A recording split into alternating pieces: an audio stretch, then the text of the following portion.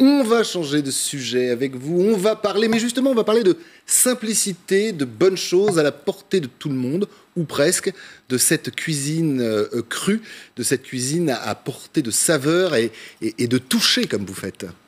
Oui, ça j'aime bien, à portée de saveur et de toucher, parce que la cuisine c'est vraiment un métier de geste, c'est une danse. Pour moi c'est une danse. Voilà. Tout à l'heure vous avez aimé le risotto de chou rave au curry. Délicieux. Eh bien, voilà, alors je vais vous reparler un tout petit peu des graines germées, et je vous ai fait des maquis avec les graines germées et avec le risotto, et avec d'autres graines germées, j'ai mélangé du fenugrec. Et je vais vous montrer du fenugrec. Ça, eh bien, ça sent complètement le curry. Tiens, faut que vous sentiez ça. C'est une odeur de curry au frais comme ça, mais c'est... comment vous le faire sentir? Si, ça sent bien le curry, ça. Voilà. Donc ça sent déjà le curry naturellement. Parfois, il suffit de moudre les graines de fenugrec pour faire comme une épice qui soit un peu curry. Et là, donc, je voudrais qu'on regarde la petite vidéo. La petite vidéo où on roule des maquis et on voit en même temps... Non, c'est pas celle-là. Non, celle-là, c'est les choux raves. Alors, il y a l'autre petite vidéo. Voilà. Et là, vous allez voir les graines germées. Vous allez voir, regardez toutes ces petites graines. C'est vraiment sur la terre comme au ciel, on dirait un ciel étoilé. Et regardez-le, toutes les graines qui germent et qui deviennent... Bio, hein, toujours, oui, on les trouve toutes germées. Germeline les fait toutes germées. Et voilà le maquis que vous avez dégusté tout à l'heure. Oui, c'était C'est excellent. le même qui est servi à l'Alcazar. Excellent. Et là, je voulais décliner avec le risotto de chou rave au curry et avec les graines de fenugrec. Regardez comme ça devient grand. On en met à peine et ça devient très grand. Alors c'est devenu grand ou consommable en combien de temps? Là, il faut 3 jours. Seulement 3 jours pour pouvoir avoir une salade. Même au bout de 2 jours, ils sont germés, ils sont déjà très bons. Et il ne faut pas oublier, je vous le rappelle, parce que ces légumes que vous n'arriviez pas à identifier, les choux raves, qui sont braves parce qu'ils poussent vraiment très généreusement. Ils vous permettent de faire le plein de vitamines. T'as une jolie tête en plus. Oui, on dirait des petites antennes. Ils sont choux et braves parce qu'ils poussent et parce qu'ils nous donnent de la vitamine C, et ils gagnent à être consommés crus, puisque les sulforaphanes, donc, qui sont anti-cancer, sont détruites à la cuisson. Donc tout ça, il faut les consommer crus. Vitamine C, c'est d'autant plus important que j'ai vu qu'il y a une redécouverte du scorbut. Mais oui bon qui fait sa réapparition. Encore de ces maladies qui avaient totalement disparu.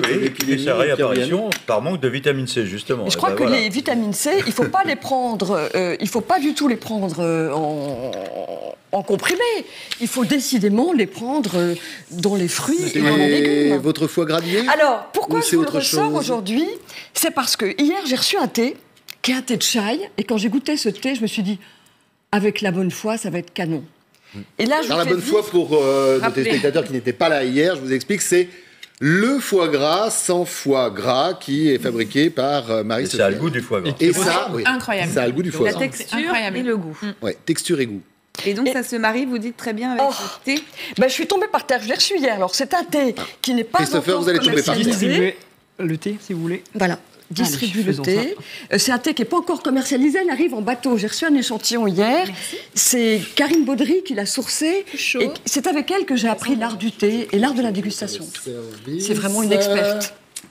Et donc j'ai reçu ça dans ma boîte aux lettres. Je l'ai goûté, je me suis dit avec la terrine, ça va être génial. Et c'est pour ça que voilà. Ça, c'est énorme. Hop.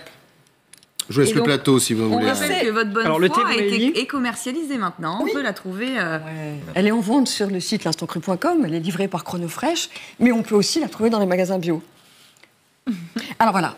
Un peu de thé et un peu de... Passez la bonne foi, s'il vous plaît, monsieur. Je vous reconnais bien là. Moi qui pensais garder le plateau pour moi. Alors, vous avez vu les accords? L'œil aiguisé d'un peu de beauté. J'ai vu la stratégie. C'est bien fait, mais bon, là, j'ai été percé. Alors, il faut goûter le foie gras. D'abord foie gras. Allez, on le respire. C'est super animal comme note, bien qu'il n'y en ait pas de sacrifice. Voilà, et vous pouvez réchauffer les papilles avec le thé. Et les notes chai, alors c'est un chai très fin, il n'est pas bondé de cannelle, il y a la cardamome. Ah oui, il est fin. Il est très fin, il est fabriqué en Inde par Karine Baudry, mais c'est elle qui chasse des thés dans le monde entier. Elle l'a fait fabriquer avec une recette juste exquise. Et comment c'est possible que ça aille avec une terrine de bonne foi, quoi.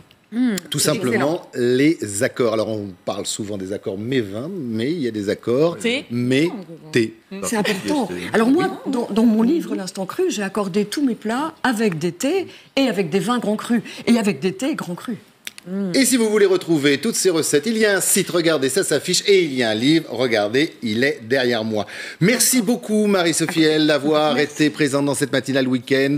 Tout ce week-end, on vous laisse retourner à votre cuisine.